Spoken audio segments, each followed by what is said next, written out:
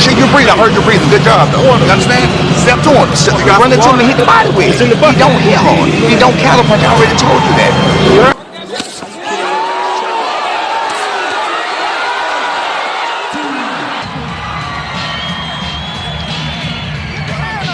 Give me that ring. Give me a wet ring. Goddamn, bro. Wet ring. No, like that. No. Whoop his ass. You sure you all right? Breathe. Somebody come look at this. Come look at this. So Brian Norman Jr. splits and parts ways with his father as head trainer. Let's talk about it. What's up, boxing world? This is Raw Boxing Magic. We back, and it's a movie. So Brian Norman Jr. and Brian Norman Sr. part ways as far as his father being the head trainer. And I got to say, I am not surprised by this. I'm going to tell you why. Number one, in the fight, when Brian Norman Jr. was in the corner, he was about to go out, his father told him, Devin Haney ain't got nothing for you. He ain't got no power. He don't got nothing for you. Go out there and whip his ass. The moment that your trainer tells you to go out and just whip his ass, not only do you need to switch that trainer, now this trainer is hurting you more than helping you. Not giving you a specific instruction. And some people will say, well, go whip his ass is a specific instruction. But it's not sound advice. You're not telling him what to technically do. You're telling him to go out there and whip his ass, but not how to whip his ass. So here's the thing, right? I'm not surprised of this split, this breakup, not only because Brian Norman has took his first loss. And you know, an undefeated fighter, and especially an undefeated fighter that has become a champion, they don't know how to lose. They don't know how to deal with losing. You know what I mean? It rocks their world and turns it upside down. But Brian Norman Jr. was sharp enough to say, hold on, I've been with my father as long as I possibly can. He has got me to the place that I am now, but this is the farthest that we're going to go together as far as him being head trainer, right? And this is what all great fighters should do. Should always venture off to become or to be under someone else's wing, under someone else's tutelage.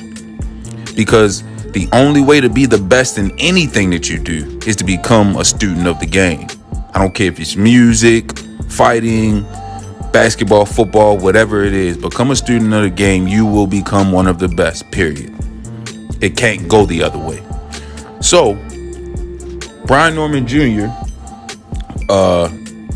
Expressed in an interview that he had was on I believe it was Cigar. Yeah, it was Cigar Talk.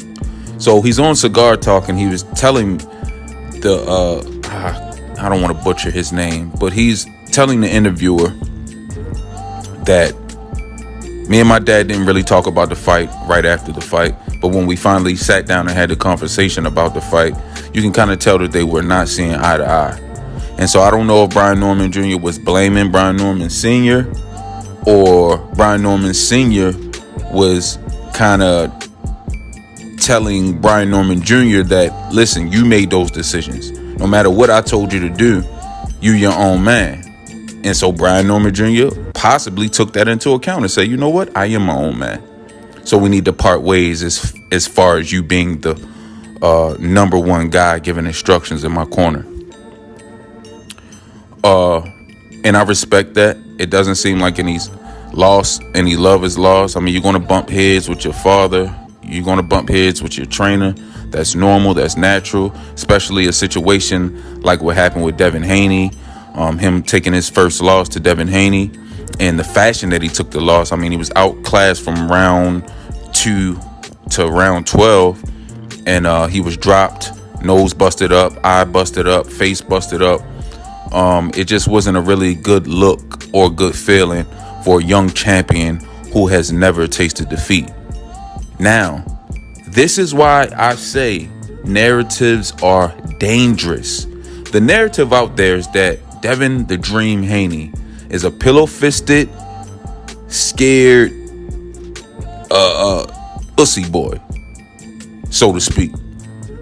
So people, especially boxing casuals, have this preconceived idea that Devin Haney is soft, and that he's going to call the police on you, he's going to sue you, and all of these different things. And he lost a lot of respect after losing to Ryan Garcia, who turned out to be a PED cheat, who turned out to be a person who was using an illegal IV, who turned out to be a person that missed weight on purpose so that Devin Haney can starch himself in making the weight, but Ryan not drain himself. And he spoke of this. He said this outright. He's put this on Twitter. The receipts are out there for anybody that says that's not true. Try me. You know what I'm saying? Matter of fact, I might as well just put it up on the screen. But either way, narratives are dangerous. So you jump on a bandwagon and a person watching, oh yeah, Devin Haney's going to get knocked out because he's soft. He's going to get knocked out because Brian Norman Jr. is a power puncher. Did you see his last fight when he knocked out the Japanese dude? And that's just not reality, y'all. It's just not reality. So his father, Brian Norman Sr., bought in to the narrative. He jumped on the bandwagon with everybody else. And Brian Norman Jr. even alluded to this in the interview on Cigar Talk. So he bought into the narrative thinking what the crowd is saying, what the audience, what the fake fans are saying, what the people who hate and have this disdain towards Devin Haney.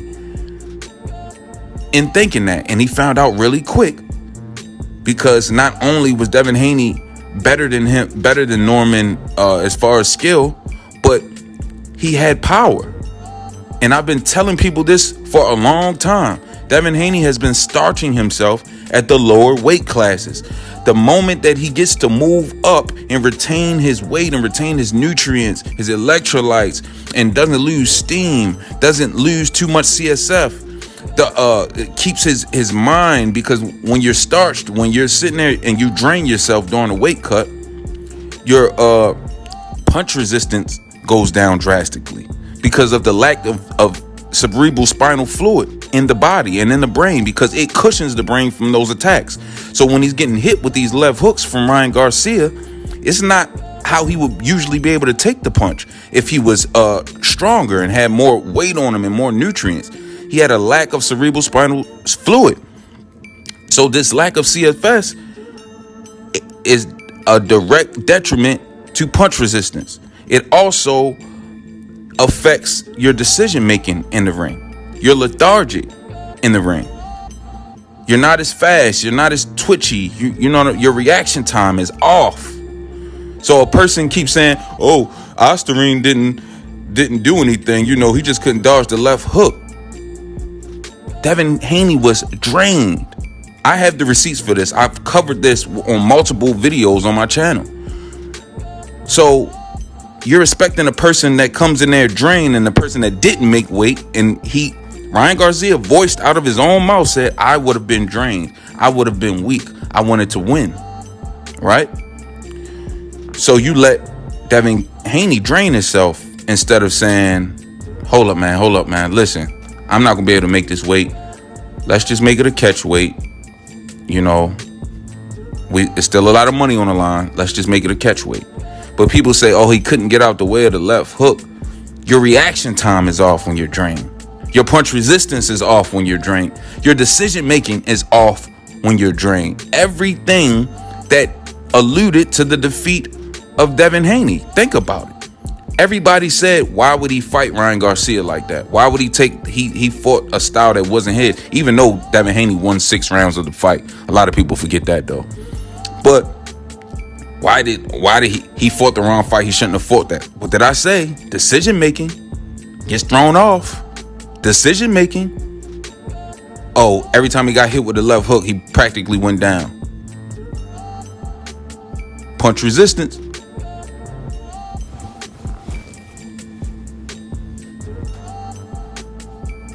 Punch resistance. As I said, I'm sorry, somebody was walking through my backyard like they lost their mind. In reaction time, it's off. It's all off. And I'm gonna put up here when Devin Haney was stumbling off of the scale because he was just completely drained. But back to Brian Norman Jr., right? So him and his father are thinking the same thing about Devin Haney that everybody else is saying, right? And they were wrong, completely wrong. He dropped him. He hurt him multiple times in the fight. He busted his nose. He busted his eye. His ring generalship was just at an all-time high. And a lot of things that nobody talks about is the inside body work that Devin Haney was doing on Brian Norman Jr. Inside, he was destroying Brian Norman Jr. He's a better inside fighter than anybody thought. Nobody's talking about that. But he was hitting him with nasty, sneaky body shots that was depleting him as well. While y'all wondering why, it seemed like he's gun shy after the knockout. He didn't want to know. He's feeling them body shots. He's feeling everything. He's seeing what's going on. He can't do anything. He's being handicapped. So this happened. This happens in life. It's okay. You know, you have to part ways with your father sometimes, even if he's your trainer. Shane Mosley, Jack Mosley, prime example. You know what I'm saying? These things happen. I'm actually surprised that Sean Porter and Kenny Porter stayed together as long as they did. You know what I mean? Because there's a lot of ego in that. Because a prime example is Kenny Porter would always say, if you lose, you lost. Not me. You know what I'm saying? So maybe Brian Norman Sr. was giving Brian Norman Jr. a little bit of dose of reality and saying, listen, yeah, maybe I told you the wrong thing, but you're your own man. You go in there and you make that decision. I might have told you to whip his ass, but I ain't say go in there reckless. And, you know, maybe Brian Norman Jr. couldn't deal with that. He couldn't deal with the fact, because when you lose, you're looking for an excuse, or you're looking for the reason why you lost, right? And it's so easy for you to look and say, okay, well, my father gave me the wrong instructions. That's why I lost. But he didn't do that. He didn't go out like that. Because in the interview, he simply said his mind state was not in the right place. Mentally, he wasn't there like he should have been. And this is a telltale sign. Every time Floyd said, yeah, we're going to see how it get when it's in front of the big lights. We'll see how he reacts in front of the big lights when he's on a big stage. That's one of those things. You're on a big stage now, baby. You know what I'm saying? No wonder you weren't mentally there. This happens to so many fighters just to see if you cut out for this. Devin Haney proved that he was cut out for that, for the big lights. You know what I'm saying? So we got to take some of this with a grain of salt, and we got to take some of it for exactly what it is. But I hope Brian Norman Jr. gets back into action and he does his thing. I still think he's a good fighter. I still think he's a strong competitor, and maybe he can become champion again. And I would like to see him against the other welterweights in the division. But by now, y'all should know my temperature. I don't do no faking or no frauding. That ain't my texture. But I love y'all. I'm out.